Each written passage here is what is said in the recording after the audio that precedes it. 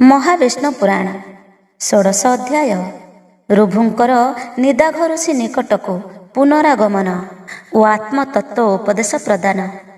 ଜଡ଼ ଭରତ ବାଚ। ଏଥୁ ଅନ୍ତେ ଶୁଣ ହେ ସୌବୀର ନୃପନାଥ, 10 ବତ୍ସର ଯେ ହୋଇ ଯାନ୍ତେ ଗତ, ସେହି ମହାଜ୍ଞାନବନ୍ତ ରୁଭୁ ତପୋଧନ, ପରମ ମହତ ଧର୍ମୀ ଭକ୍ତଙ୍କ ପ୍ରଧାନ। ପୁଣି ନିଦାଘକୁ ଜ୍ଞାନ ପ୍ରଦାନ କାରଣେ, କୁଶଳେ କଲେ କଗତି ସର୍ବଶୁଭ କ୍ଷଣେ। ସ୍ୱଚ୍ଛାରେ ବୀରନଗରେ ପ୍ରବେଶ ହୋଇଲେ, ସେ କାଳରେ ସେ ମନ୍ତ ଦୃଶ୍ୟ ଯେ ଦେଖିଲେ। ମହତ ସେନାଗଣଙ୍କୁ ସଙ୍ଗରେ ଘେନାଇ, ନଗରେ ପ୍ରବେଶ କରୁଛନ୍ତି ନରସାଇଁ। ସେନା ସହ ନଗରୀରେ ହୋଇଲେ ପ୍ରବେଶ, ସେ କାରଣୁ ମହାଭୀତ ମନେ ଋଷି ଶିଷ୍ୟ। ସେ କାଳେ ସେହି ନିଦାଘ ଅରଣ୍ୟ ଗମନେ, କୁଶ ସମିଧାଦି ଯତନର ଆହରଣେ। ସେହି ଜନର ବଧୂର ହେବା କାରଣରେ, ଉଭା ହୋଇଥିଲେ ତହିଁ ବିଷନ ମନରେ। କ୍ଷୁଧା ଜଳେ ଜଳୁଅଛି ଉଦର ତାଙ୍କର, ସେହି କାଳେ ରୁଭୁ ତାଙ୍କୁ ଦେଖି ନୟନର। ଅତି ବେଗେ ପାଶେ ଯାଇ ହୋଇଲେ ପ୍ରବେଶ, ଚଞ୍ଚଳ ମନେ ତାହାକୁ ଭାସିଲେ ଭାସ। କିମ୍ପାଇଁ ନିର୍ଜନ ସ୍ଥାନେ ଅବସ୍ଥାନ କର, କୁହ କୁହ ବିଳମ୍ବେ କାରଣ ଏହାର। ନିଦାଘୁବାଚ। କି କହିବି ଆହେ ବିପ୍ର ତୁମ୍ଭ ପାଶେ ମୁହିଁ, ପ୍ରତ୍ୟକ୍ଷରେ ଦେଖୁଛତ ଯେ ମନ୍ତ ଘଟଇ। ସେନା ସୈନ୍ୟ ସହ ରାଜା ନଗର ଭିତରେ, ପ୍ରବେଶ କରୁଅଛନ୍ତି ଅତି ହରସରେ। ତେଣୁ ଆହେ ଋଷିବର ମନେ ଭୀତ ପାଇ, ଗୋଟିଏ ପାଖରେ ଉଭା ହୋଇଅଛି ମୁହିଁ। ନିଦାଘ ମୁଖରୁ ଏହା ଶୁଣି ରୁଭୁ ଋଷି, ସଧୀର ବଚନେ ତାଙ୍କୁ କହିଲେ ଆଶ୍ୱାସୀ। ହେ ବିପ୍ର ମୁଁ ଦେଖୁଅଛି ବହୁବିଧ ଜନ, ଏହାଙ୍କ ମଧ୍ୟରେ କେବା ଅଟଇ ରାଜନ। ଉତ୍ତମ ପ୍ରକାରେ ମୁହିଁ ଚିହ୍ନି ପାରୁନାହିଁ, ଯେଣୁ ଏକତ୍ରେ ଅଛନ୍ତି ସର୍ବଜନରେ ଏହି। କେ ରାଜା କେ ଅନୁଚର ଅଟଇ କାହାର, ଏଥି ପୂର୍ବୁ କରିଅଛି ତୁମ୍ଭଙ୍କୁ ଗୋଚର। ତୁହି ମୋତେ ସେହି କଥା ଚିହ୍ନକୁ ଦର୍ଶାଇ, ତାହା ସବୁ ଶୁଣିବି ମୁଁ ଆନନ୍ଦିତ ହୋଇ। ନିଦାଘ ବୋଇଲେ ବିପ୍ର ଚିହ୍ନିକି ନ ପାର, ଏହାଙ୍କ ମଧ୍ୟରେ ସେହୁ ଅଟେ ନୃପବର। ହସ୍ତୀ ଆରୋହଣ କରି ଉଚ୍ଚ ଯେ ଦିଶଇ, ଏହି ଜାଣ ମହିପାଳ ଆହେ ତପିସାଇଁ। ଆଉ ଯେତେ ଅଶ୍ୱାରୋହୀ ସର୍ବେ ଅନୁଚର, ରହିଛନ୍ତି ନୃପବର ଚାରି ପାରୁଷର। ରୁଭୁ ବୋଇଲେ ହେ ବିପ୍ର କି ଭାବିଣ ଚିତ୍ତେ, ଏକ କାଳେ ରାଜା ଗଜ ଦେଖାଇଲେ ମୋତେ। ପୃଥକ ଚିହ୍ନ ଦୁହିଁଙ୍କ ବର୍ଣ୍ଣନ ନ କଲ, ତେଣୁ କରି କୁହ ମୋତେ କରିଣ ବିସ୍ତାର। ସେ ଦୁହିଁଙ୍କ ମଧ୍ୟେ କେହୁ ଅଟଇ ନରେଶ, କେହୁ ପୁଣି ଅଟେ ହସ୍ତ୍ରୀ ବହନ ପ୍ରକାଶ। ତହୁଁ ନିଦାଘ ବୋଇଲେ ଆହେ ଋଷିବର, ନିମ୍ନେ ଯେହୁ ଅଛି ସେହୁ ହସ୍ତୀ ମନେ କର। ତାହାରି ଉପରେ ଯେହୁ କରିଛନ୍ତି ବିଜେ, ଏ ମଧ୍ୟେ ଅଟନ୍ତି ଜାଣ ନୃପତି ସେ ନିଜେ। ଆବର ଶ୍ରବଣ କର ଆହେ ତପୋଧନ, ହସ୍ତୀ ସଙ୍ଗେ ମାନବର ବାହ୍ୟ ଯେ ବାହନ। ଏହି ଯେ ସମ୍ବାଦ ଅଛି ନ ଜାଣେ କାକେବା, ସେ କଥା ପ୍ରମାଣେ ମୁହିଁ କି କହିବି ଅବା। ରୁଭୁ ଋଷି ବୋଇଲେ ଶୁଣ ବିପ୍ରବର, ଯେହ୍ନେ ବୁଝିପାରେ ମୁଏ ହାର ଅଭ୍ୟନ୍ତର, ସେହି ରୂପେ ତୁମ୍ଭେ ମୋତେ କୁହ ବୁଝାଇଣ। ଶୁଣି ସକଳ ସନ୍ଦେହ ହୋଇବ ମୋଚନ, ଅଧ ପୃଥି ଉର୍ଦ୍ଧ୍ୱ ଏଥେ ଦିଶବ୍ଦ ବୁଝାଏ। ଏଥିରେ ମନରୁ ମୋର ସନ୍ଦେହ ନ ଯାଏ। ରୁଭୁ ମୁଖୁ ଯହୁଁ ଏହା ନିଦାଘ ଶୁଣିଲେ, ତାହାଙ୍କ କନ୍ଧ ଉପରେ ଆରୋହଣ କଲେ। ବୋଇଲେ ରୁଭୁ ଋଷିଙ୍କୁ ଏପରି ବଚନ, ଏହି ଦେଖ ଉଚ୍ଚ ନିଚ ସାକ୍ଷାତେ ଆପଣ। ରୁଭୁ ବୋଇଲେ ଉତ୍ତମ ପ୍ରକାରେ ବୁଝିଲି, ମୁହିଁ ହସ୍ତି ତୁମ୍ଭେ ନର ପତି ଅଟ ବୋଲି। ବର୍ତ୍ତମାନ ବୁଝାଇଣ କୁହ ବିପ୍ରବର, ତୁମ୍ଭେ କେଭେ ମୁହିଁ କେବା ଦୁହିଁଙ୍କ ମଧ୍ୟର। ଏପରି କହନ୍ତେ ରୁଭୁ ସେ ନିଦାଘ ଶୁଣି, ତାହାଙ୍କ ସଂଶୟ ଫେଡ଼ି ବାରେ ତତ୍କ୍ଷଣି। ରୁଭୁଙ୍କ କନ୍ଧ ଉପରୁ ବେଗେ ଓହ୍ଲାଇଲେ, ପାଦ ଧରି ବିନୟରେ ଏପରି କହିଲେ। ହେ ବିପ୍ର ଚିହ୍ନିଲି ମୁହିଁ ତୁମ୍ଭଙ୍କୁ ଏକ୍ଷଣି, ତୁମ୍ଭେ ମୋର ଶିକ୍ଷା ଗୁରୁ ରୁଭୁ ଋଷିମଣି। ଆରାଧ୍ୟ ଆଚାର୍ଯ୍ୟ ମୋର ନିଶ୍ଚୟ ଆପଣ, ଅଦ୍ୱୈତ ସଂସ୍କାରେ ଯେ ସଂସ୍କୃତ ତୁମ୍ଭ ମନ। ରୁଭୁ ବୋଇଲେ ହେ ବତ୍ସ କହିଲ ଯା ତୁମ୍ଭେ, ପ୍ରକୃତରେ ରୁଭୁ ନାମେ ତୁମ୍ଭ ରୁଭୁ ଆମ୍ଭେ। ପୂର୍ବେ ବହୁବିଧ ସେବା କରିଅଛ ମତେ, ତହିଁରେ ସନ୍ତୁଷ୍ଟ ଚିତ୍ତ ହୋଇ ଆନନ୍ଦିତେ। ତୁମ୍ଭ ପ୍ରତି ସଂକ୍ଷେପରେ ଜାଣ ବିପ୍ରମଣି, ଦେଉଛି ମୁଁ ଉପଦେଶ ରଖ ମନେ ଗୁଣି। ଦାନ କରିବାକୁ ଉପଦେଶ ସୁପ୍ରସନ୍ନେ, ସର୍ବଶୁଭେ ଆସିଅଛି ତୁମ୍ଭ ସନ୍ନିଧାନେ। ଅଦ୍ୱୈତ ବିଷୟ ଯାହା ଅଟେ ସାରସ୍ୱତ, ସଂକ୍ଷେପରେ କହୁଅଛି ସେ ସର୍ବବୃତ୍ତାନ୍ତ। ସର୍ବବସ୍ତୁରେଟି ନିତ୍ୟ ପରମାତ୍ମାଙ୍କର, ଅଭେଦ ଜ୍ଞାନ ପଦାର୍ଥ ଅଟେ ସର୍ବସାର। ଏହି ସାରଭୂତ କଥା ସୁମରେ ମନରେ, ଏହା ବିନୁ ଅନ୍ୟ ନାହିଁ ହେ ବିପ୍ର ସଂସାରେ। ଜଡ଼ଭରତ ଉବାଚ ଏପରି କହି ସେ ରୁଭୁ ହରଷିତ ମନେ, ସେହି କ୍ଷଣି ବେଗେ ଚଳି ଗଲେ ନିଜ ସ୍ଥାନେ। ରୁଭୁଙ୍କର ଉପଦେଶ ନିଦାଘ ବ୍ରାହ୍ମଣ, ଅଭିନ୍ନ ଦେଖିଲେ ସର୍ବ ଭୂତେ ଅନୁକ୍ଷଣ। ଏହି ପରକାରେ ସେହି କରି ବ୍ୟବହାର, ମୁକତି ଲଭିଲେ ଯେ କି ତିନି ପୁରେ ସାର। ଆଉ କି କହିବି ଆହେ ସୌବୀର ରାଜନ, ଆପଣ ଧର୍ମଜ୍ଞ ଅତି ପୁଣ୍ୟବନ୍ତ ଜନ। ଏହିପରି ମଧ୍ୟ ନିଜେ ଆପଣା ଆଗରେ, ସର୍ବ ଆତ୍ମାକୁ ଅଭିନ୍ନ ଦେଖେ ନିରନ୍ତରେ। ଜୀବନରେ ଯେତେ ଦିନ ଥିବ ତୁମ୍ଭେ ରହି, ଏହି ଆଚରଣେ କର ସୁପବିତ୍ର ଦେହି।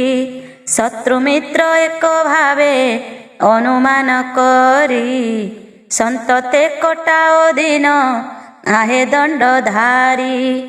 ଆବର ଯେ ଆତ୍ମା ରିପୁ ବନ୍ଧୁ ବାନ୍ଧବରେ, ସମାନ ଜ୍ଞାନକୁ ରଖ ତୁମ୍ଭେ ଯଥାର୍ଥରେ।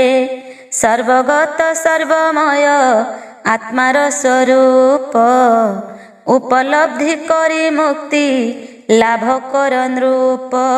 ଏହିଟି ଉତ୍ତମ ବିଧି ପ୍ରମାଣ ଅଟଇ, କହିଲଇ ତୁମ୍ଭ ଆଗେ ସଂଶୟ ଫିଟାଇ।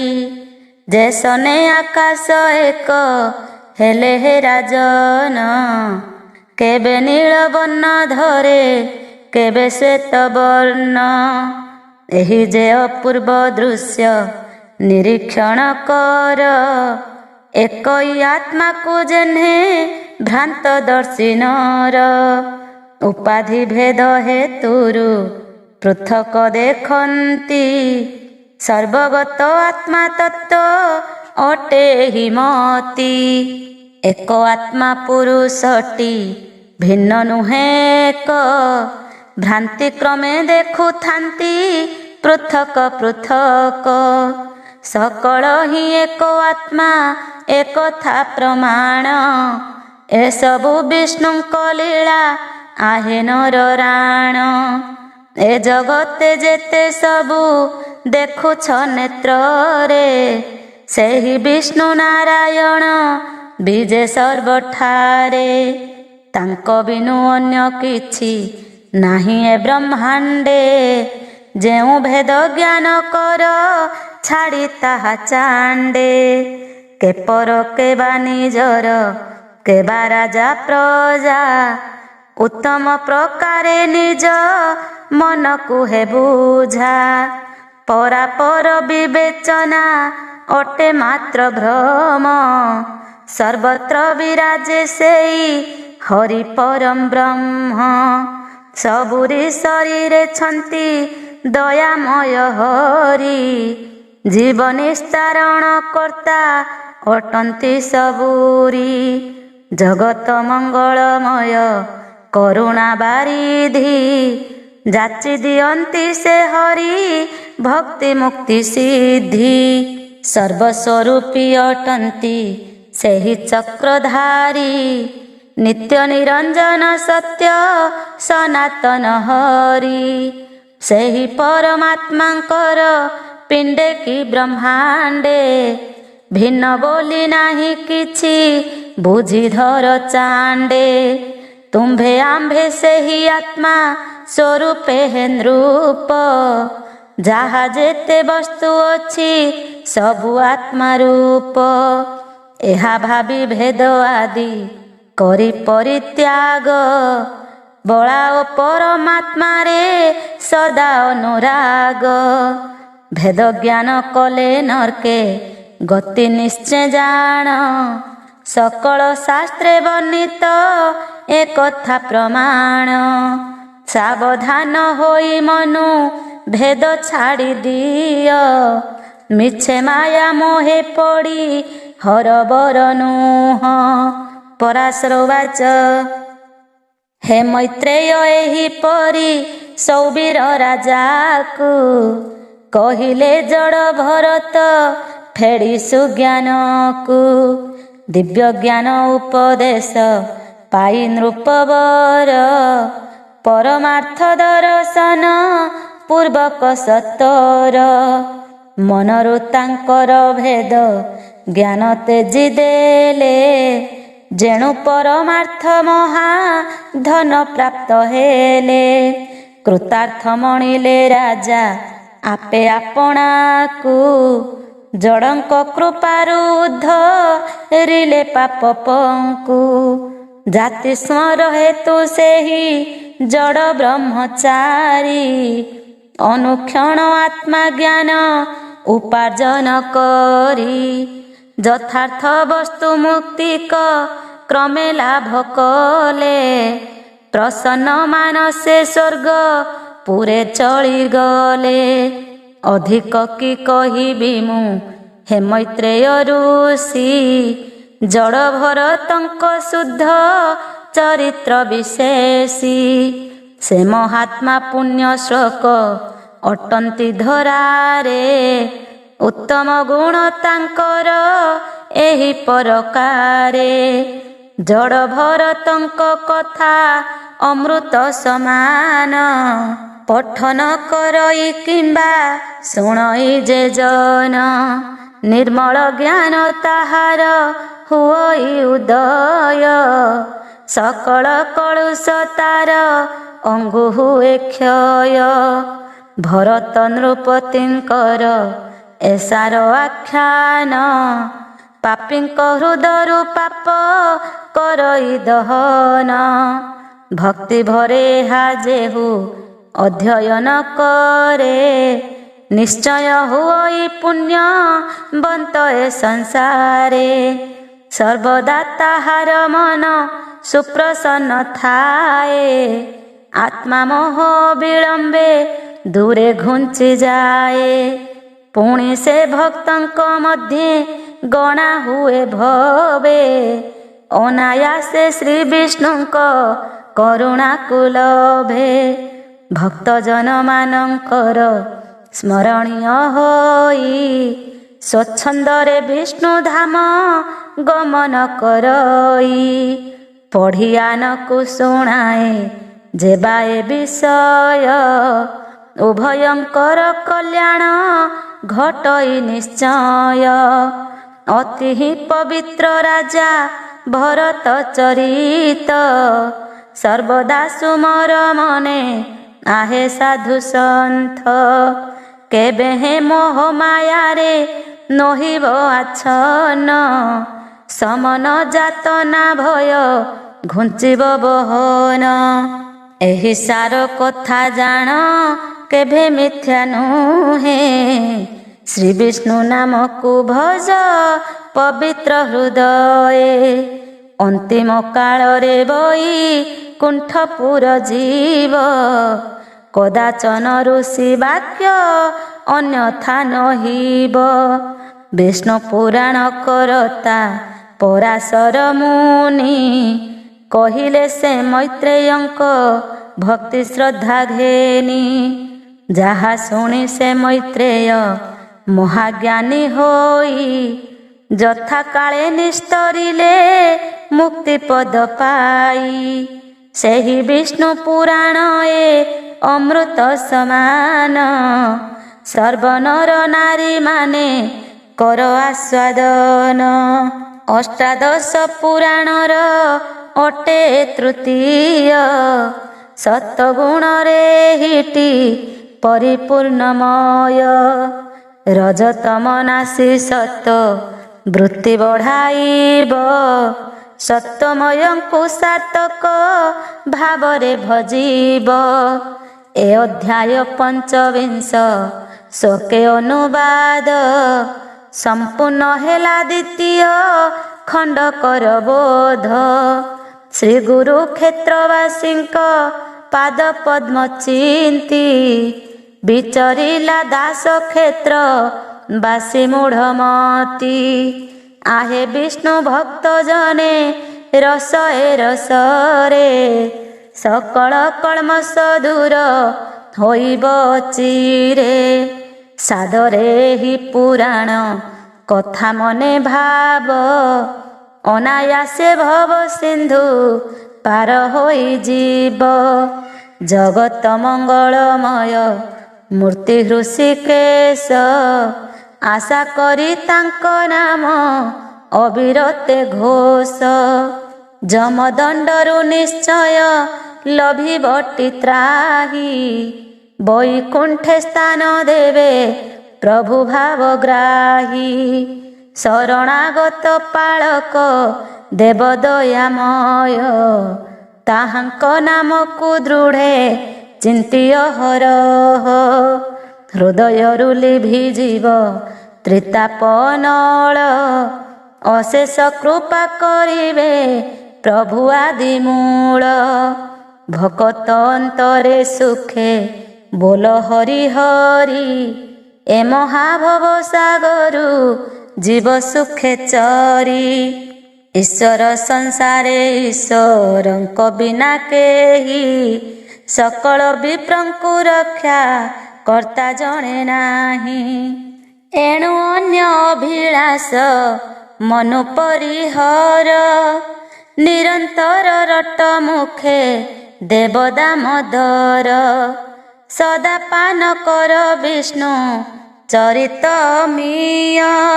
ବିଷ୍ଣୁ ଆରାଧନେ ନୀତି ମନ ପ୍ରାଣ ଦିଅ।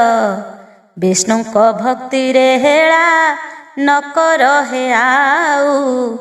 ଉଦ୍ଧାର ପଥ ଆବର ବେଳ ଥାଉଁ ଥାଉଁ। ମୁଁ ଯେ ଅଧମ ଦୁର୍ମତି ହୀନ କିଞ୍ଚନ। ବିଷୟ କାନନେ ଭ୍ରମ ହୁଏ ରାତ୍ର ଦିନ। ପତିତ ପାବନ ଗତି ଦାତା ଜନାର୍ଦ୍ଦନେ, ଦୃଢ଼ ଭକ୍ତି କର ନାହିଁ ସୁନିଶ୍ଚଳ ମନେ। କି ହେବ ମୋ ଗତି ତାହା ଜାଣନ୍ତି ସେ ହରି, ଭବାର୍ଣ୍ଣବ ଜଳୁ ସତେ ହୋଇବି କି ପାରି। ହେ ଅନାଥ ନାଥ ପ୍ରଭୁ କରୁଣା ନିଧାନ, ତୁମ୍ଭ ନାମ ସ୍ମରଣକୁ ନୋହିଲି ଭାଜନ। ନିଜ ଗୁଣେ ଦୟା କରି ଦିବ୍ୟ ଗତି ଦିଅ, ତୁମ୍ଭ ପାଦ ପଦ୍ମ ମଧୁ ଆଦରି ରଖାଅ। ତୁମ୍ଭ ଗୁଣାବଳୀ ମାନ ଗୀତ ବନ୍ଧେ ଲେଖି, ଜୀବ ଯିବା ଯାଏ ପ୍ରଭୁ ହେଉଥିବି ସୁଖୀ।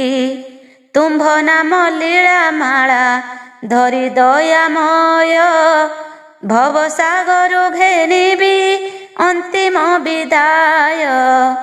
ଏତିକି ଆଶା କରୁଛି କମଳା ବିଳାସ, କ୍ଷେତ୍ରକୁ ଚରଣେ ସ୍ଥାନ ଦିଅ ପିତବାସ।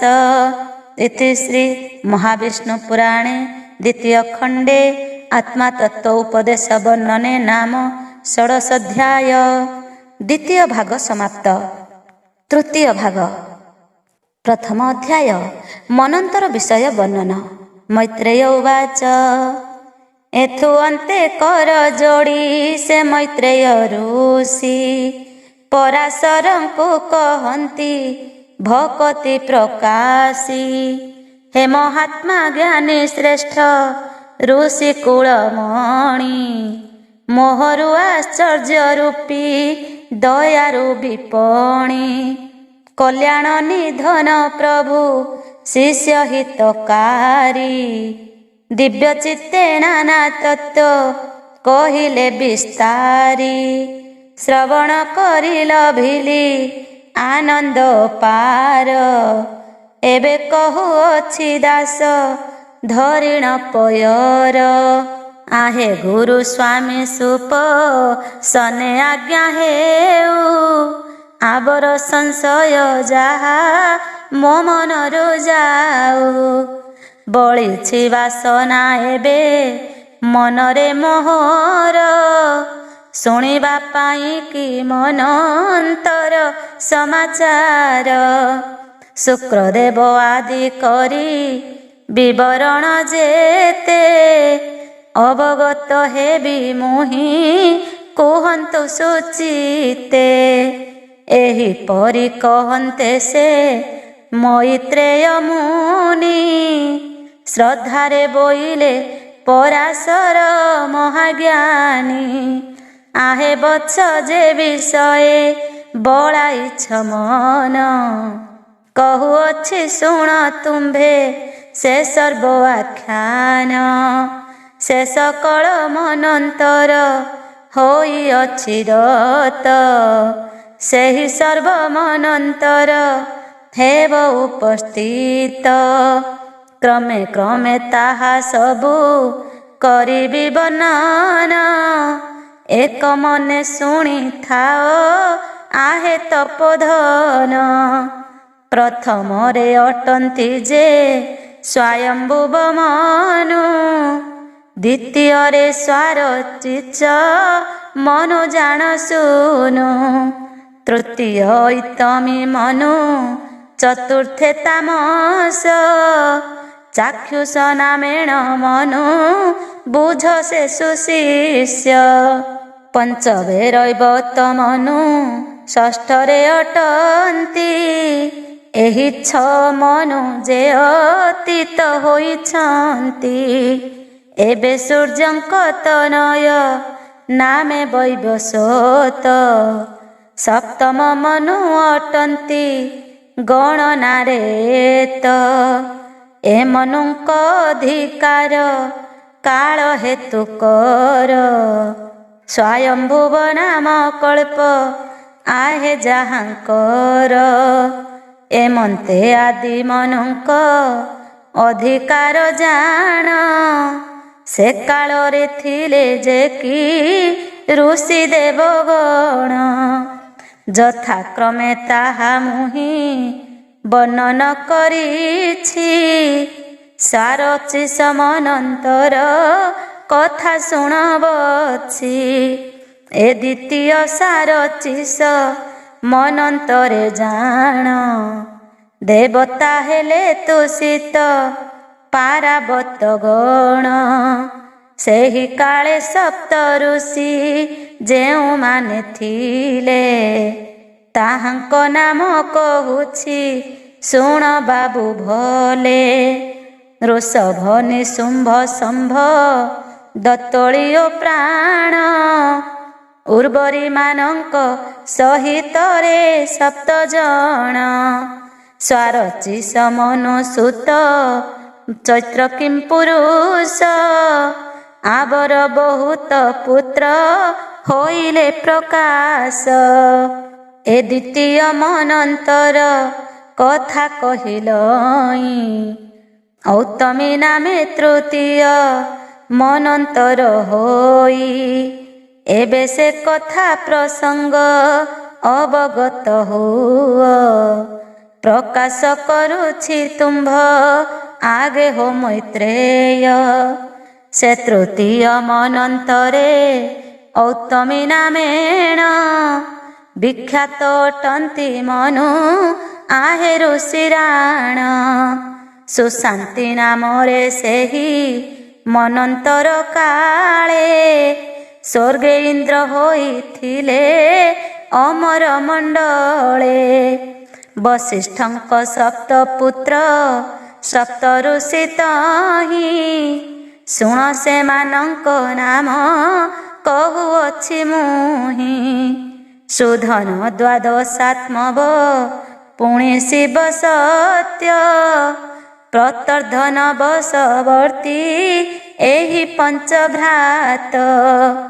ଆଉ ବଶିଷ୍ଠଙ୍କ ସୁତ ସେହୁ ସପ୍ତ ଜଣ। ଋଷି ହୋଇଥିଲେ ସେହୁ ସପ୍ତ ଋଷି ଗଣ। ଔତ୍ତମୀ ମନୁ ନନ୍ଦନ ଅଜ ଆଉ ଦିବ୍ୟ। ପରଶୁ ପ୍ରଭୃତି କରି ସର୍ବେ ସଭ୍ୟ ଭବ୍ୟ। ଚତୁର୍ଥେ ହୁଏ ତାମସ ମନନ୍ତର କାଳ। ହରି ଓ ସ୍ୱରୂପ ସତ ସୁଧାଦି ସକଳ। ପ୍ରତ୍ୟକ ଯେ 27 ସଂଖ୍ୟା ଦେବଗଣ। ସପ୍ତ ଋଷି ନାମ ଏବେ ମନ ଦେଇ ଶୁଣ। ଅଗ୍ନି ବାକ୍ୟ ଜ୍ୟୋତିର୍ଧମ ପୃଥୁ ପୁଣି ଚୈତ୍ର। ପିବର ବନକ ଏହି ସପ୍ତ ଋଷି ମାତ୍ର। ତାମସ ମନୁଙ୍କ ପୁତ୍ର ଅଟନ୍ତି ସେମାନେ। ତାହାଙ୍କ ନାମ ମୈତ୍ରେୟ ଶୁଣ ସାବଧାନେ। ଶାନ୍ତ ହୟ ହନୁଜଙ୍ଘ ଖ୍ୟାତି ନରବର। ଏ ଋଷି ମନୁ କୁମର ଦିବ୍ୟ ଦେହ ଧର। ସେ କାଳେ ଶ୍ରୀ ବିରାଜନ ସତ ଯଜ୍ଞ କରି। ଦେବରାଜ ହୋଇଥିଲେ ସେହି ସ୍ୱର୍ଗପୁରୀ। ଏବେ ହୃଦ ବୋଧ କରି ଶୁଣ ହେ ମୈତ୍ରେୟ। କହିବଇଁ ପଞ୍ଚମନନ୍ତରର ବିଷୟ। ପଞ୍ଚମନନ୍ତର ମନୁ ରହିବ ତ ନାମେ।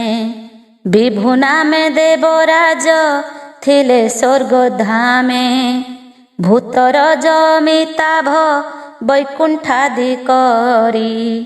ସୁମେଧା ପ୍ରଭୃତି ଯେ ଦେବ ଯେ ସର୍ବୋପରି। ଏହି ପ୍ରତ୍ୟେକ ଗ୍ରହଙ୍କ ମଧ୍ୟେ ମୁନିବର। ଚତୁର୍ଦ୍ଦଶ ସଂଖ୍ୟା ଦେବ ଥିଲେ ସେ ନିକର। ହିରଣ୍ୟ ଦେବ ଶ୍ରୀ ପୁଣି ଊର୍ଦ୍ଧ୍ୱବାହୁ ରମା। ମହାମୁନି ବେଦବାହୁ ପର୍ଜନ୍ୟ ସୁଧମା। ରହିବ ତମନନ୍ତରେ ସପ୍ତ ମୁନି ମାନେ। ରହିବ ତମନୁ ପୁତ୍ରଙ୍କ ନାମ ଶୁଣି କର୍ଣ୍ଣେ। ବଳବନ୍ଧୁ ସମ୍ଭାରୁ ସତ୍ୟକାଦି ଶ୍ରେଷ୍ଠ। ଏ ସର୍ବନୃପତି ହେଲେ ଅତ୍ୟନ୍ତ ବଳିଷ୍ଠ। ଆବର ଯେ ପୂର୍ବାପର ଅଟଇ କଥନ। ପ୍ରିୟବ୍ରତ ବଂଶେ ଚାରି ମନୁଙ୍କ ଉତ୍ପନ୍ନ। ଚାକ୍ଷୁଷ ନାମରେ ମନୁ ଷଷ୍ଠ ମନନ୍ତରେ। ମନୋଜବ ନାମେ ଇନ୍ଦ୍ର ହେଲେ ସ୍ୱର୍ଗପୁରେ। ପୃଥୁଗ ପ୍ରସ୍ତୁତ ଆଦ୍ୟ ଲେଖ ଆଉ ଭବ୍ୟ। ସେହି କାଳରେ ପ୍ରଧାନ ଏହି ପଞ୍ଚଦେବ। ଏମାନଙ୍କ ଆଠ ଆଠ ଜଣେ ଏକ ଗଣ। ନିରଜା ସୁମେଧା ପୁଣି ଉତ୍ତମ କଥନ। ମଧୁ ହବିଷ୍ମାନ ଆଉ ଅତି ନାମେ ମିଳି। ସହିଷ୍ଣୁ ଶହେ ସପ୍ତ ମୁନି ଜ୍ଞାନଶାଳୀ। ଏବେ ମନୁପୁତ୍ର ନାମ ଶୁଣ ସାବଧାନେ। ଚାକ୍ଷୁଷ ମନୁକ ପୁତ୍ର ଗଣନ ଯେମାନେ। ସତଦ୍ୟୁମ୍ନ ଉରୁପୁରୁ ଆଦି କରି ଜାଣ। ଚାକ୍ଷୁଷ ମନୁଙ୍କର ଯେ ଏହି ପୁତ୍ର ଗଣ। ସପ୍ତମନନ୍ତର ଏବେ ଶୁଣ ମୁନିବର। ବୈବସ୍ୱତ ବୋଲି ନାମ ପରମ ସୁନ୍ଦର। ସୂର୍ଯ୍ୟପୁତ୍ର ଶ୍ରଦ୍ଧା ଦେବ ଏଥେ ମନୁ ପୁଣ। ଆଦିତ୍ୟ ବସୁ ରୁଦ୍ର ହେ ଏଥେ ଦେବଗଣ। ପୁରନ୍ଦର ନାମେ ସ୍ୱର୍ଗ ପୁରେ ଇନ୍ଦ୍ର ହେଲେ। ବଜ୍ରଧରି ଦେବତା ମାନଙ୍କୁ ରକ୍ଷା କଲେ। ଏଥେ ସପ୍ତମୁନି ହେଲେ କଶ୍ୟପ ବଶିଷ୍ଠ। ଯମଦଗ୍ନି ଗୌତମ ଅତ୍ରି ଯେ ଗରିଷ୍ଠ। ଭରଦ୍ୱାଜ ବିଶ୍ୱାମିତ୍ର ଏହି ମୁନିମାନେ। ସପ୍ତମୁନି ସେହି କାଳେ ବୋଲନ୍ତି ବିଧାନେ। ଶୁଣ ଏବେ ଦେବସୁତ ମନୁପୁତ୍ର ନାମ। ଯାହା ଶୁଣିଲେ ପୂରିବ ତୁମ୍ଭ ମନସ୍କାମ। ନଭାଗରିକ୍ଷୁକୁ ଦୃଷ୍ଟି ନାଭ ଯେ କରୁଷ। ମରିଷ୍ୟନ୍ତ ସର୍ଜାତି ଯେ କୃଷିଧି ସୁଯଶ। ବସୁମନ ସହିତରେ ଅଟନ୍ତି ନ ଜଣ। ଏକେ ଏକେ କହିଲଇଁ ସଂଶୟ ଫେଡ଼ିଣ। ଏହି ଯେଉଁ ସ୍ୱୟମ୍ଭୁବ ମନନ୍ତର କାଳେ। ବିଷ୍ଣୁ ଅଂଶ ଆକୃତିର ଗର୍ଭମାୟା ବଳେ। ଜନ୍ମିଲେ ଯଜ୍ଞ ନାମେଣ ବିଷ୍ଣୁ ଧରାଧାମେ। ଏହି ମନ୍ୱନ୍ତରେ ଏହୁ ସମ୍ଭବେ ପ୍ରଥମେ। ମାନସ ରୂପରେ କଲେ ଜନମ ଗ୍ରହଣ। ସାରଚି ସମନନ୍ତରେ ଏହିଟି ହେ ଜାଣ। ତୁଷିତ ଗଣଙ୍କ ସହ ମିଳନ ହୋଇଲେ। ତୁଷିତାର ଗର୍ଭ ପୁଣି ଭବେ ଜାତ ହେଲେ। ତେଣୁ ତୁଷିତ ହୋଇଲା ଏହାଙ୍କର ନାମ। ମନ କର୍ଣ୍ଣ ଦେଇ ଶୁଣ ହେ ପୁରୁଷୋତ୍ତମ। ଔତ୍ତମୀ ସେ ମନନ୍ତରେ ସେହି ଯେ ଦୂଷିତ। ସତ୍ୟଗଣ ସହ ସତ୍ୟା ଗର୍ଭେ ହୋଇ ସ୍ଥିତ। ସତ୍ୟ ନାମରେ ଜନମ ହେଲେ ଏହି ମହି। ଏଥୁ ଅନ୍ତେ ଯାହା ହେଲା ଶୁଣ ମନ ଦେଇ। ତାମସ ନାମେଣ ମନ ଅନ୍ତର ସମୟରେ। ଏହି ସତ୍ୟ ହରିଗଣେ ମିଳି ସୁଯୋଗରେ। ହର୍ଜାର ଗରଭେ ପୁଣି ଲଭିଲେ ଜନମ। କହିଲେ ସେ ଯଥା ସମ ଇୟରେ ହରିନାମ। ପରେ ବୈବସ୍ୱତ ସେହି ମନନ୍ତର କାଳେ। ରାଜାଗଣ ସହ ହରି ଆସି କୁତୁହଳେ। ସମ୍ଭୂତିର ଗରଭରୁ ଲଭିଲେ ଜନମ। ମାନସ ବୋଲିଣ ହେଲା ତାହାଙ୍କର ନାମ। ଚାକ୍ଷୁଷ ମନନ୍ତରେ ଯେ ସେ ମାନସ ପୁଣି ଅମରମାନଙ୍କ ସହ ମିଳିଆ ହେ ମୁନି।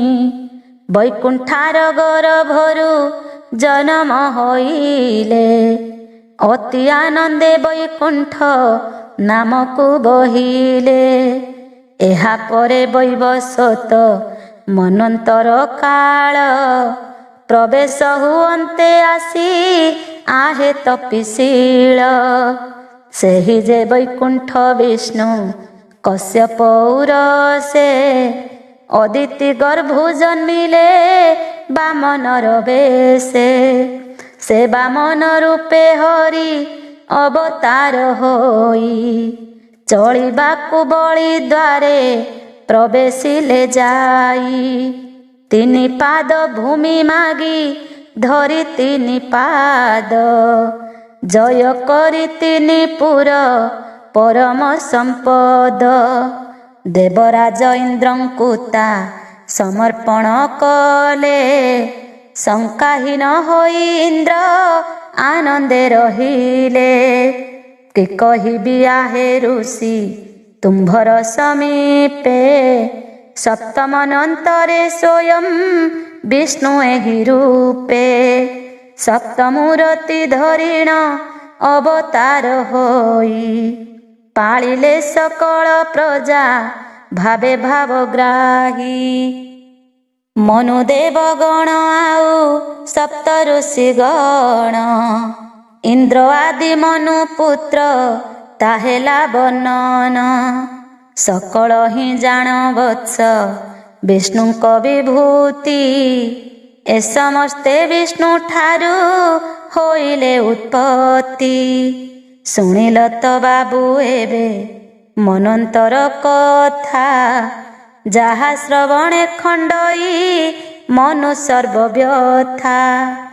ଆଉ କି ଶ୍ରବଣେ ଇଚ୍ଛା କୁହ ହେ ମୈତ୍ରେୟ। ସନ୍ତୋଷ ମନେ ପ୍ରକାଶ କରିବି ନିଶ୍ଚୟ।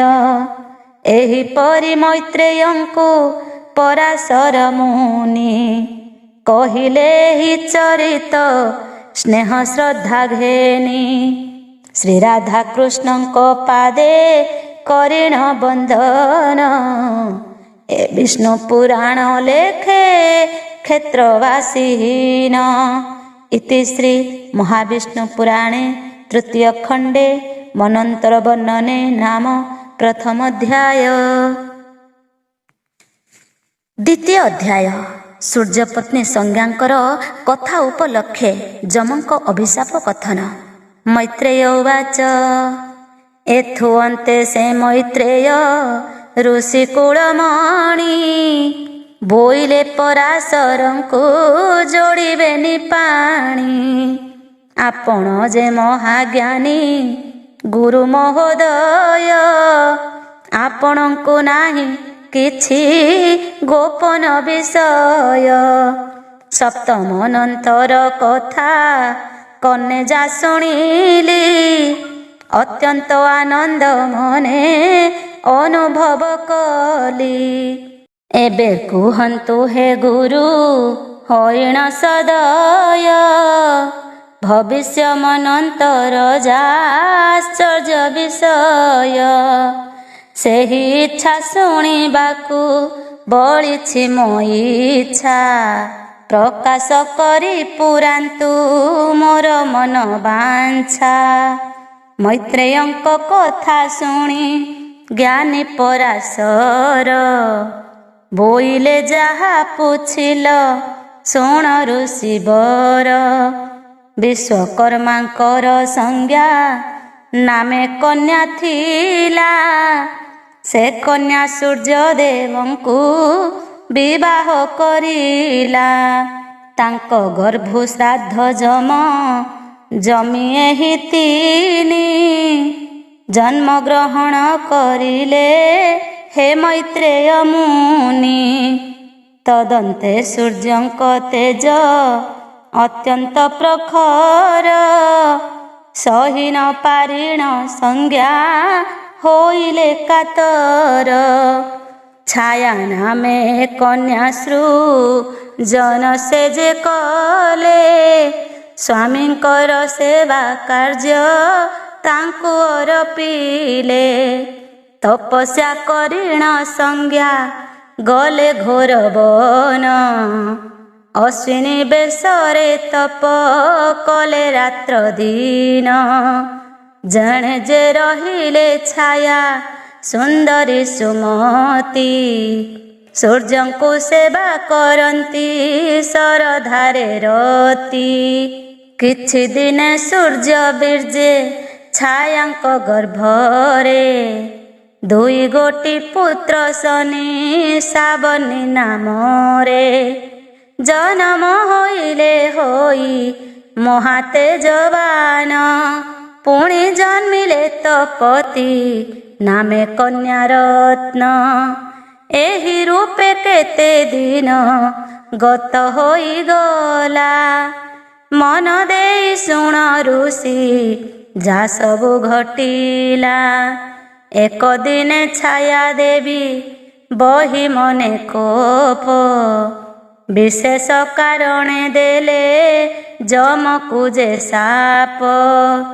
ବୋଇଲେ ହେ ଯମ ତୋର ପାଦ ଯାଉ ଖସି, ଏମନ୍ତ ଯେ ସାପ ଦେଲେ ସେ ଛାୟା ରୂପସୀ। ସାପ ପାଇ ଯମ ଦୁଃଖେ ବାପାଙ୍କୁ କହିଲେ, ଶୁଣିଣ ସୂର୍ଯ୍ୟ ଦେବତା ମନରେ ପାଞ୍ଚିଲେ। ଯଥାର୍ଥରେ ସଂଜ୍ଞା ଦେବୀ ନୁହନ୍ତି ତ ଏହି, ତାହାଙ୍କ ସ୍ୱରୂପେ ଅଛି ଅନ୍ୟ ସ୍ତ୍ରୀ କହି। ସଂଶୟ ମନରେ ସୂର୍ଯ୍ୟ ଛାୟା ପାଶେ ଗଲେ, ପ୍ରକୃତ କାରଣ ସ୍ନେହ କରି ପଚାରିଲେ। ଶୁଣି କରି ଛାୟା ଦେବୀ ବୋଇଲେ ସନ, ମୁହିଁ ସେହି ସଂଜ୍ଞା ସତୀ ନୁହେଁ କଦାଚନ। ଛାୟା ବୋଲି ନାମ ଗୋଟି ଅଟଇ ମୋହରି, ସଂଜ୍ଞା ଆପଣଙ୍କ ସେବା ମନେ ଚିନ୍ତା କରି। ମୋତେ ନିଯୋଗୀ ସେହିଏ ସେବା କାର୍ଯ୍ୟ କରେ, ସଂଜ୍ଞା ଦେବୀ ଗଲେ ବନେ ଘୋର ତପସ୍ୟାରେ। ଛାୟା ମୁଖ ସୂର୍ଯ୍ୟ ଚହୁଁ ଶୁଣିଲେ ସନ, ସେ କ୍ଷଣି ଧ୍ୟାନ ଯୋଗରେ ନିବେଶିଲେ ମନ। ଧ୍ୟାନ ମାର୍ଗରେ ଜାଣିଲେ ଦେବ ଦିବାକର, ଗୋପନ କରିଣ ସଂଜ୍ଞା ଦେବୀ କଳେବର। ଅଶ୍ୱିନୀ ହୋଇ ସେ ବନେ ସାଧୁଛନ୍ତି ତପ, ଜ୍ଞାନ ନୟନେ ଦେଖିଲେ ସେ ଗୋପନ ରୂପ। ସେ କାଳେ ସୂର୍ଯ୍ୟ ଦେବତା ସମ୍ଭାଳି ନ ପାରି, ଅଶ୍ୱାକୋତି ଧଇଲେ ଅତି ଶୀଘ୍ର କରି। ଯେଉଁଠାରେ ସଂଜ୍ଞାବତୀ ଅଶ୍ୱିନୀ ରୂପରେ, ମନ ନିବେଶି ଅଛନ୍ତି ଘୋର ତପସ୍ୟାରେ। ସେ ଅରଣ୍ୟେ ଉପସ୍ଥିତ ହେଲେ ସେ ତପନ, କୌଶଳେ ସଂଜ୍ଞା ସଙ୍ଗେ ହୋଇଲେ ମିଳନ। ତହୁଁ କ୍ରମେ ଜନ୍ମାଇଲେ ତିନୋଟି କୁମାର, ଦୁଇ ପୁତ୍ର ନାମ ହେଲା ଅଶ୍ୱିନୀ କୁମାର। ତୃତୀୟ ପୁତ୍ରର ନାମ ହୋଇଲା ରେବନ୍ତ, ଯେପରି ସେ ନାମ ହେଲା ଶୁଣ ଯଶୋବନ୍ତ। ତୃତୀୟ ଥର ଯେ ରେତ ଅବସ୍ଥାନ କାଳେ, ଜନ୍ମିଲା ସେ ପୁତ୍ର ଗୋଟି ବିକ୍ରମ ବିଶାଳେ। ତେଣୁ ରେବନ୍ତ ନାମଟି ହୋଇଲା ତାହାର, ଏ ପ୍ରକାରେ ଜନ୍ମ ହେଲେ ତିନୋଟି କୁମାର। ଏହିପରି ପରାଶର ମୈତ୍ରେୟଙ୍କ ପାଶେ, ବୁଝାଇ କହିଲେ ସର୍ବ ଅତ୍ୟନ୍ତ ହରଷେ। ରାଧାକୃଷ୍ଣଙ୍କ ଯୁଗଳ ମୂର୍ତ୍ତି କରି ଧ୍ୟାନ, ଏ ବିଷ୍ଣୁ ପୁରାଣ ଲେଖେ ଯେ କ୍ଷେତ୍ର ମୋହନ। ବିଶ୍ୱକର୍ମା କର୍ତ୍ତୃଙ୍କ ସୂର୍ଯ୍ୟଙ୍କ ତେଜ ହ୍ରାସ ଓ ସେହି ତେଜ ଦ୍ୱାରା ଅସ୍ତ୍ର ନିର୍ମାଣ। ଏଥୁ ଅନ୍ତେ ପରାଶର ଆନନ୍ଦିତ ହୋଇ ମହାଜ୍ଞାନୀ ମୈତ୍ରେୟଙ୍କୁ ପାଖରେ ବସାଇ ବୋଇଲେ ଆହେ ସୁଶସ୍ୟ ଶୁଣ ଦେଇ ମନ, ଯାହା ଶୁଣନ୍ତେ ହୋଇବ ସଂଶୟ ମୋଚନ। ଅଶ୍ୱିନୀ ଗର୍ଭରୁ ଅଶ୍ୱ ରୂପେ ସଂଜ୍ଞାକାନ୍ତ, ସ୍ୱଚ୍ଛନ୍ଦରେ ତିନି ପୁତ୍ର କରାଇଲେ ଜାତ। ଆବର ପ୍ରକୃତ ରୂପେ ତାହାକୁ ଆଣିଲେ, ନିଜ ସ୍ଥାନେ ଆସି ସୂର୍ଯ୍ୟ ପ୍ରବେଶ ହୋଇଲେ। ସେ କାଳରେ ବିଶ୍ୱକର୍ମା ଚିନ୍ତି ନିଜ ମନେ, ସୂର୍ଯ୍ୟଙ୍କ ପ୍ରଖର ତେଜ ହୀନର କାରଣେ। କୌଶଳ କରିଲେ ପୁଣି ସେ ବେଦ ବିନ୍ଧାଣି, ନିଜର ଜାମାତା ତପନକୁ ସେହି କ୍ଷଣି। ବୁଦ୍ଧି ବିଦ୍ୟା ବଳେ ଭଲେ କରି ଆକର୍ଷଣ, ଭ୍ରମର ଯନ୍ତ୍ରରେ କରାଇଲେ ଆରୋହଣ। ଚକ୍ରେ ବସାଇଲେ ତାଙ୍କୁ କୌଶଳ ପାଞ୍ଚି, ତେଜ ହ୍ରାସ ହେବା ଲାଗି ପକାଇଲେ ଚାଞ୍ଚି। ଅକ୍ଷୟ ଅଷ୍ଟମ ଅଂଶ ସୂର୍ଯ୍ୟଙ୍କ ତେଜର, ଚାଞ୍ଚି ପାରିବେ ସେ ବିଶ୍ୱକର୍ମା ହୋଇ ସ୍ଥିର।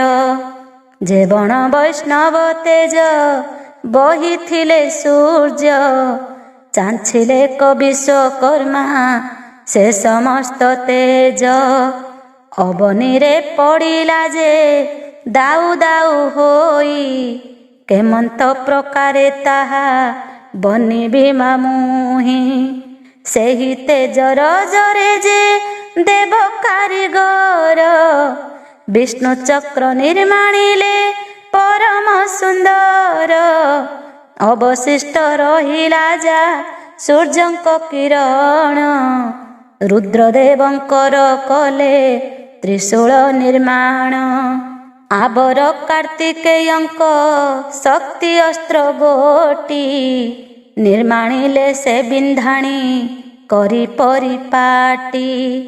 ପୁଣି ଶିବିକା ନାମରେ ଅସ୍ତ୍ର ଏକ ହେଲା, କୁବେରଙ୍କ ହସ୍ତେ ତାହା ଶୋଭା ଯେ ପାଇଲା।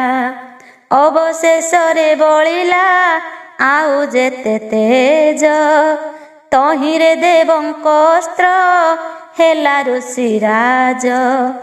ସର୍ବଦେବତାଙ୍କୁ ଅସ୍ତ୍ର କରନ୍ତେ ନିର୍ମାଣ, ଶେଷ ହୋଇଗଲା ତହୁଁ ସୂର୍ଯ୍ୟଙ୍କ କିରଣ।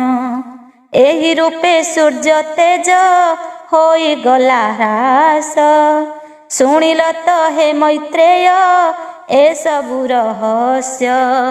ଲକ୍ଷ୍ମୀ ନାରାୟଣ ପଦେ ପଶିଣ ଶରଣ, କ୍ଷେତ୍ର ମୋହନ ଲେଖିଲା ଶ୍ରୀ ବିଷ୍ଣୁ ପୁରାଣ। ମନୁ ଓ ମନନ୍ତର ଉବାଚ। ଏଥୁ ଅନ୍ତେ ମହାଜ୍ଞାନୀ ପରାଶର ମୁନି, ମୈତ୍ରେୟଙ୍କୁ କହିଲେ ସ୍ନେହ ଶ୍ରଦ୍ଧା ଘେନି। ମନ କର୍ଣ୍ଣ ଦେଇ ଏବେ ଶୁଣ ତପିସାଇ, ଅଷ୍ଟମନନ୍ତର କଥା କହିବଇ ମୁହିଁ। ଏହି ପ୍ରସଙ୍ଗଟି ଅଟେ ଅତି ମଧୁମୟ, ଏହା ଶୁଣିଲେ ମନରୁ ତୁଟିବ ସଂଶୟ।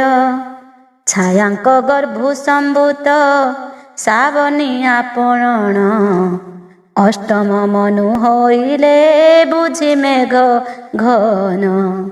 ସୁତ ସୀତାବର ମୁଖ୍ୟ ଦେବ ଗଣ, ଏହାଙ୍କ ପ୍ରତ୍ୟେକ ଗଣ କର ହେ ଶ୍ରବଣ।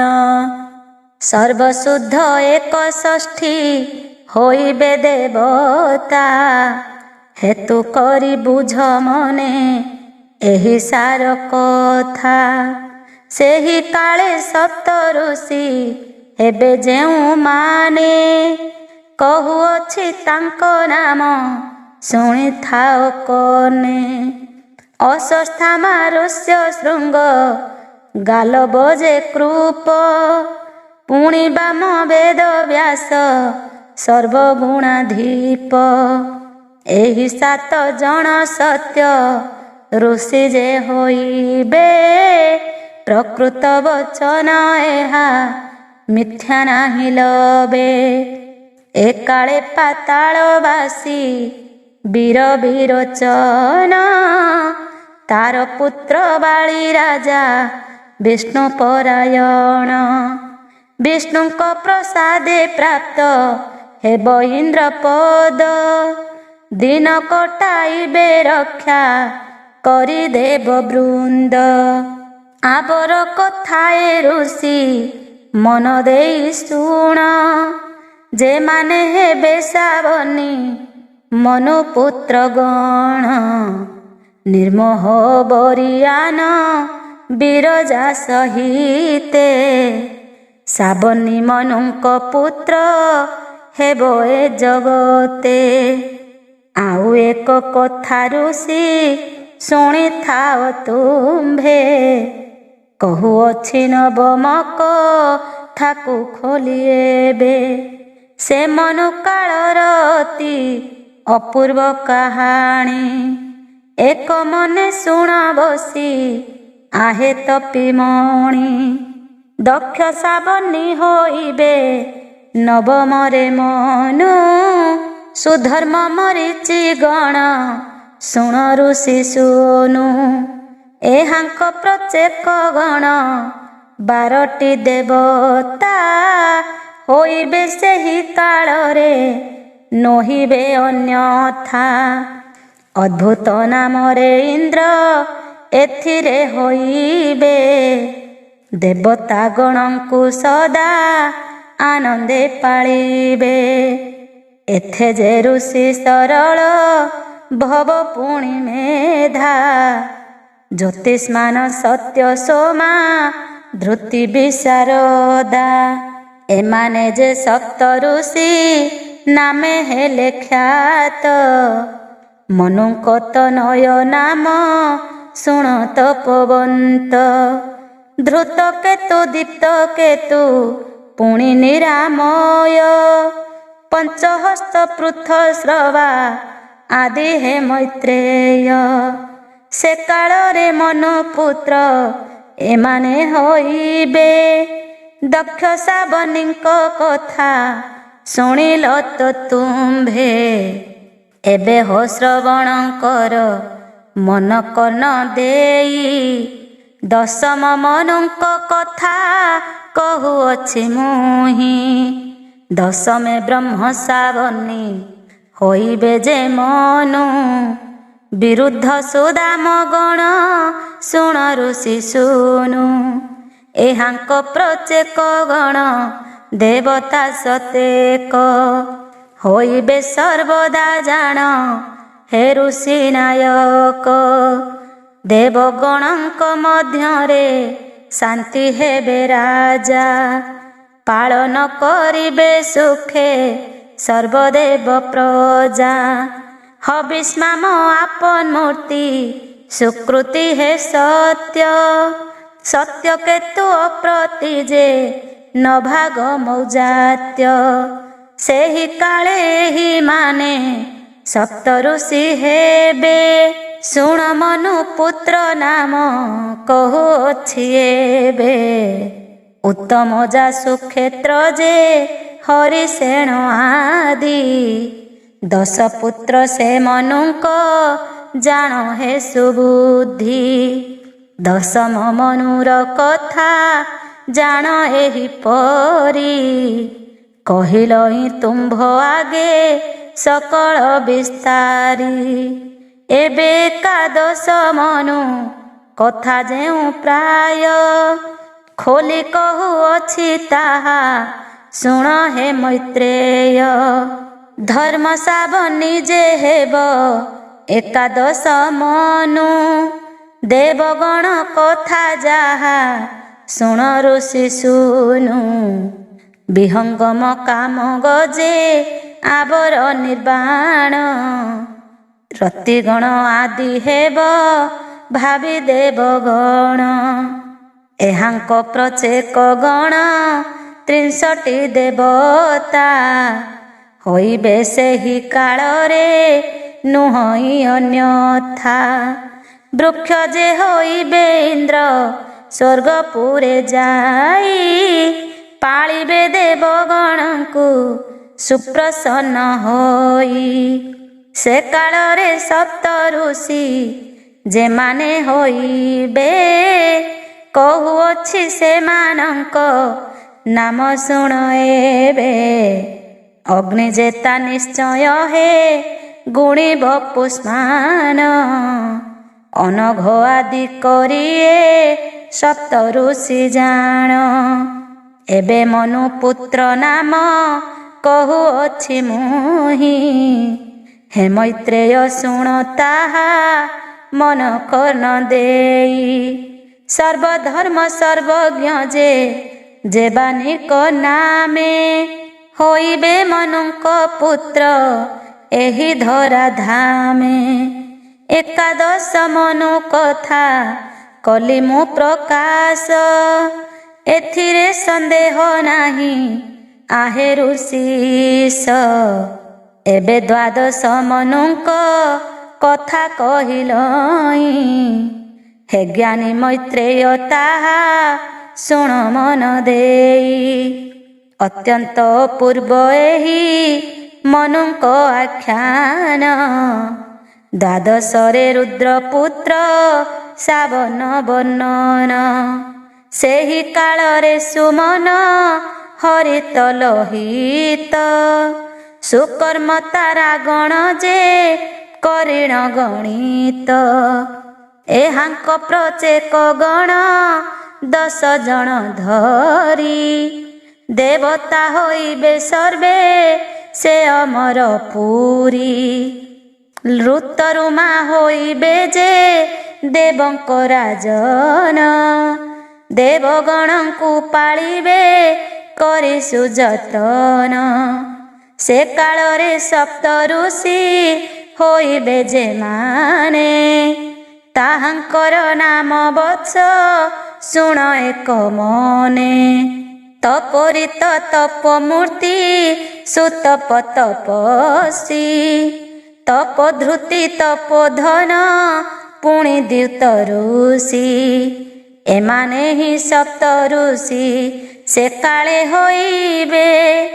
ମନୁପୁତ୍ରଙ୍କର ନାମ ଶୁଣିବାକୁ ଏବେ। ଉପଦେବ ଦେବନାଦ ଆଦି ମନୁସୂତେ। ବିଖ୍ୟାତ ହେବେ ଧରାରେ ବୁଝତୁ ସୁଚିତେ। ଦ୍ୱାଦଶ ମନୁଙ୍କ କଥା କଲି ମୁଁ ବର୍ଣ୍ଣନ। ତ୍ରୟୋଦଶ ମନୁ କଥା ଶୁଣ ଦେଇ ମନ। ତ୍ରୟୋଦଶ ମନୁ ରାମ ରୌବ୍ୟ ବୋଲି ହେବ। ତାଙ୍କଠାରେ ମହାତୁଷ୍ଟ ହୋଇବେ ସରବ। ସୁକର୍ମା ସୁତ୍ରାମ ପୁଣି ସୁମଧୁର ଗୁଣ। ପ୍ରଚେକ ଗଣେ ୟାଙ୍କର 33 ଯେ ଜଣ। ଦେବତା ହୋଇବେ ଏହା ଜାଣ ହେ ମୁନୀନ୍ଦ୍ର। ଦିବାପତି ନାମେ ହେବେ ଦେଶ ମଧ୍ୟେ ଇନ୍ଦ୍ର। ଏ ମହାତ୍ମା ସ୍ୱର୍ଗେ ଯହୁଁ ହୋଇବେ ରାଜନ। ଦେବଗଣଙ୍କୁ କରିବେ ଯତନେ ପାଳନ। କେବେ କୌଣସି ପ୍ରକାରେ ନ ଘଟିବ ଦୁଃଖ। ରହିବେ ଦେବତା ମାନେ ପାଇ ମହାସୁଖ। ସେ କାଳର ସପ୍ତ ଋଷି ଯେଉଁମାନେ ହେବେ। ତାହାଙ୍କ ନାମ କହୁଛି ଶୁଣ ବତ୍ସ ଏବେ। ନିଷ୍ପ୍ରକମ୍ପ ତତ୍ତ୍ୱଦର୍ଶୀ ପୁଣି ନିରୁତ୍ସକ। ଧୂତିମାନ ଅବ୍ୟୟ ନିର୍ମୋହ ସୁତପାଦ। ଏହି ମାନେ ସପ୍ତ ଋଷି ହୋଇବେ ଯେ ତହିଁ। ମନୁ ପୁତ୍ର ନାମ ଏବେ ଶୁଣ ମନ ଦେଇ, ବିଚିତ୍ର ଆବର ଚିତ୍ର ସେନ ଆଦି କରି, ତ୍ରୟୋଦଶ ମନୁଙ୍କର ପୁତ୍ର ଯେପରି, ଏମାନେ ରାଜା ହୋଇବେ ସେହି ମନନ୍ତରେ, ସାର କଥା କହିଲଇ ମୁଁ ତୁମ୍ଭ ଆଗରେ, ଚତୁର୍ଦ୍ଦଶ ମନନ୍ତର କଥା ଏବେ ଶୁଣ, ଯାହା ଶୁଣିଲେ ଲଭିବ ପରମ କାରଣ, ଚତୁର୍ଦ୍ଦଶ ନାମ ମନୁ ହୋଇବ ଯେ ଭ୍ରତ, ସେ କାଳେ ରହିବେ ସର୍ବେ ହୋଇ ଆନନ୍ଦିତ, ସୂଚି ନାମେ ସ୍ୱର୍ଗପୁର ଇନ୍ଦ୍ର ଯେ ହୋଇବେ, ଯତ୍ନ ସହକାରେ ଦେବ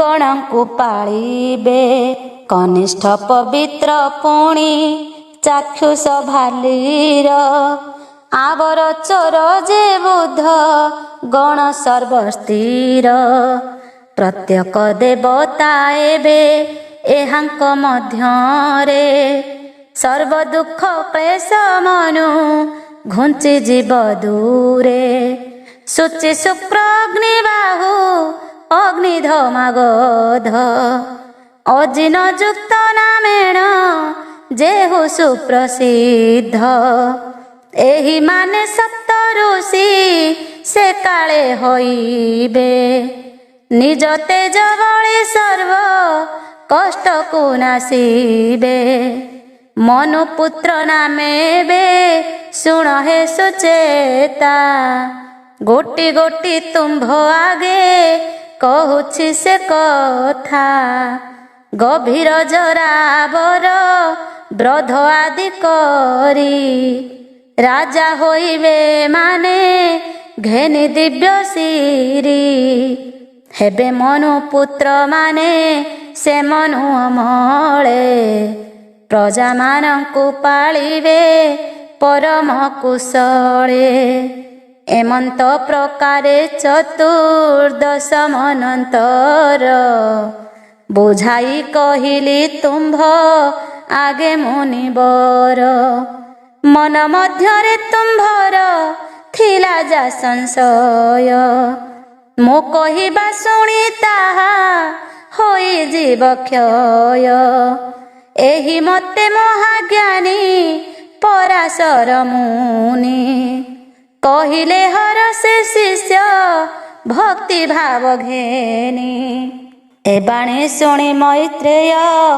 ଅତି ତୋଷ ହେଲେ, ଭକ୍ତି ଭରେ ଗୁରୁଙ୍କର ପାଦେ ପ୍ରଣମିଲେ, ଦିବାନିଶି ଧ୍ୟାନ କରି ଲକ୍ଷ୍ମୀ ନାରାୟଣ, କ୍ଷେତ୍ର ମୋହନ ଯେ ଲେଖେ ଏ ବିଷ୍ଣୁ ପୁରାଣ।